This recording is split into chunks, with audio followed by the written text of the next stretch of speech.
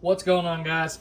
So I've been debating buying this radio for a little bit. I needed a new radio for the work truck, so we're gonna get rid of the dual. I had an Android touchscreen in there. I paid about $100 for it. It was the PLZ, and it did not last nowhere near as long as I thought it would. It was a piece of junk, and I paid about $100 for it. So I had this dual laying around. I threw it in there, and it got me by. It still works fine. It's just it doesn't sound very good. Obviously, it's a dual. It's cheap. So I went ahead and picked up this Boss Audio, which obviously it's Boss. It's not the best brand. People are going to rag on it. But you know what? I've seen the 10-inch ones of these, and they're pretty cool. They work pretty well. They're not the best on the market. I do plan to put a Sony in my truck, but I had to make a video on this when I seen the 8-inch version, and it was on clearance. I got mine for $160, but they are on sale for about $185 at most places. So this is the BCPA8. It does not come with a backup camera. I've already got a backup camera, so that wasn't a big deal to me. It wasn't a deal breaker. This is a 340 watt unit, multicolor, digital. It is Apple CarPlay and Android Auto ready and Bluetooth. So what it is, it's a single DIN with an 8-inch tablet pretty much screen.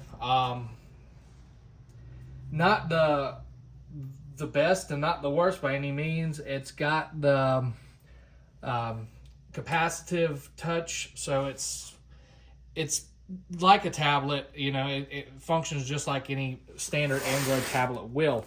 So let's talk about some of the features really quick. It's got a swivel head on it. It's going to swivel around, so it's going to go back and forth. It's got 4 different color options. We got USB 1.5 charging.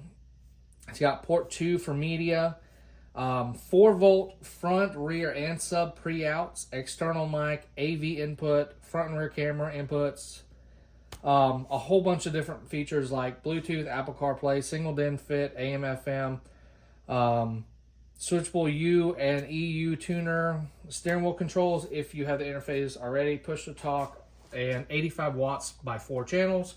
We know that's probably not true RMS power, but with this right here, I'm actually probably going to be hooking up. I've got a couple different SCAR amps, and I've got a couple different door speaker amps. Plus, I've got in the works, I'm looking for some door panels because I'm going to build some door panels to hold some 8s. And I've also got a whole bunch of speakers on the way for my truck anyway. So, with that being said, let's go ahead and open this up and see what we get.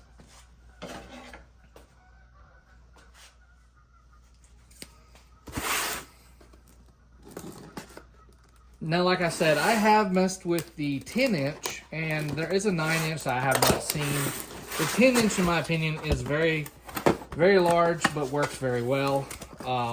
So, let's remove the foam. And let me move this camera into a better position. So, the first thing you're going to notice is the external head that connects to the single DIN, which is actually a very nice feature in my opinion. So this thing is super nice. Clicky buttons. This connector connects into the head unit, and then it slides up and down. So you'll notice right here where it slides. I'm not going to do it without it being connected. Well, I can, but you'll hear it. It's got a clicking effect. So we're going to go ahead and set that over to the side so it doesn't get messed up. Put that up there. And inside here we've got our basic wiring harness.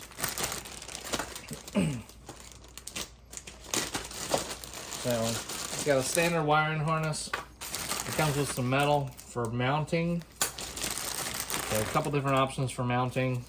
And then it's got the external microphone as well.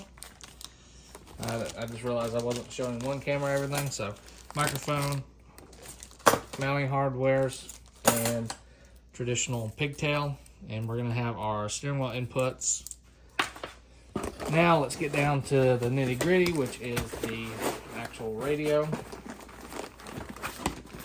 And there's a wiring harness attached to this part. So I don't know for a fact, but it has been speculated that the 9-inch and the 8-inch are interchangeable. but it does say 8-inch on this, so I don't think it will be. But the only thing different is the screen size, I believe, but I don't quote me on that because it might not work. So we got output for camera, we've got microphone input, USB, we've got sub, front, rear, video in, radio, the whole 9 yards. And just a nice little single DIN. And we can just install that into any single DIN, and then you get this big screen that just clips right in, and it'll stick out just a little bit, but it'll look good. I'm not gonna clip it. Oh, never mind. I clipped it in. And then you got a button. Push the buttons on both sides, and it releases. So a very, very simple design. I actually really enjoy the design because it's not over complex and it's not, 300 pounds. It's super, it's not super light, but it's got some weight to it. It plugs in, you just pop that on. It's not bouncing all around. I think Boss did a really good job designing this with their design team, and I'll have plenty of videos showing it once it's hooked up in my truck. I did realize I don't have my filler panel, so I'm gonna have a gap on it and it's not gonna look pretty, so I'm gonna have to figure something out with that. But now let me go ahead and install this and get it working.